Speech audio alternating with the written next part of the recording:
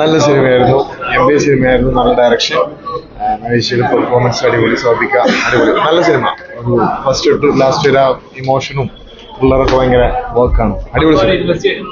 നല്ല രസമുണ്ട്. എല്ലാവരും ഇമോഷണൽ ജേണിയും കൂടി ഉള്ളതുകൊണ്ട് നല്ല രസമുണ്ട്. നല്ല രസമുള്ള സിനിമ. അടിപൊളിയായിരുന്നു. നവീൻ ചേച്ചിയുടെ ഫാനാണ് ഞാൻ.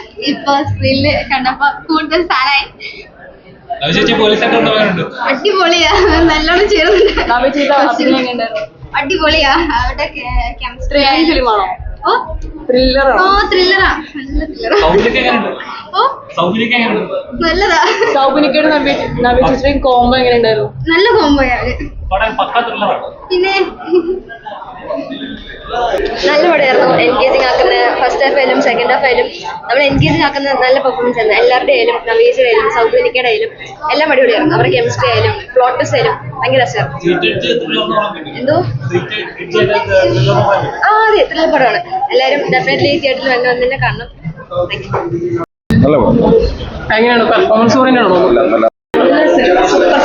എല്ലാരും കാണും. എന്തോ അത് പിന്നെ പറയണ്ടല്ലോ, നല്ല അടിപൊളിയായിട്ടുണ്ട് എല്ലാം. പണ്ടത്തിനെക്കാളും ഇപ്പോഴൊന്നും അല്ല. ഒരു ആക്ടർ എപ്പോഴും ഇങ്ങനെ തെളിഞ്ഞ് വന്നുകൊണ്ടിരിക്കും.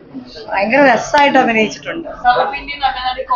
നല്ല രസമാണ്. രണ്ടുപേരും വളരെ നാച്ചുറൽ ആർട്ടിസ്റ്റുകളാണല്ലോ. ഞാൻ അത് മാത്രമല്ല പറഞ്ഞത്, ഒരു ചെറിയ ക്യാരക്ടർ അഭിനയിച്ചവരാണെങ്കിൽ പോലും വളരെ രസകരമായിട്ട് ബിഹേവ് ചെയ്തിട്ടുണ്ട്. വളരെ രസമായിട്ടാണ് ചെയ്തിരിക്കുന്നത്.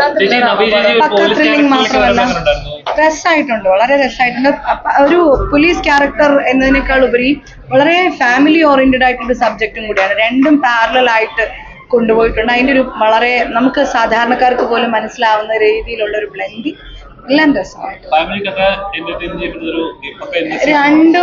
രണ്ടും ചേർന്നിട്ട് ഫാമിലി പ്ലസ് ത്രില്ലർ അങ്ങനെയാണ്.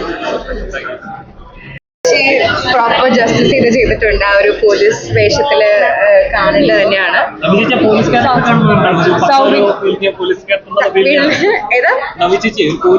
ഞാൻ ഇങ്ങോട്ട് നിൽക്കാം കുറച്ച്.